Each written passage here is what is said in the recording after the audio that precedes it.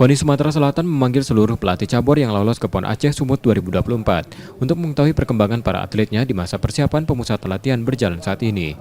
KONI Sumsel sendiri meminta para pelatih cabur untuk tetap rutin melaporkan perkembangan para atletnya.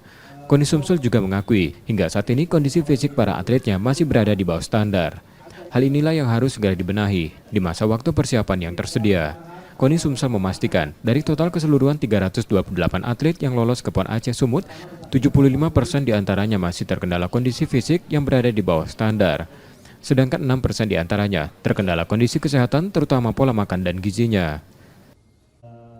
45 hari kami akan memantau terus cabur-cabur, kami ini kan bersama Satgas, nanti kami akan monitor dan akan ada pendampingan nanti tenaga-tenaga ahli yang ada akan disiapkan di masing-masing cabur yang sudah kita tentukan.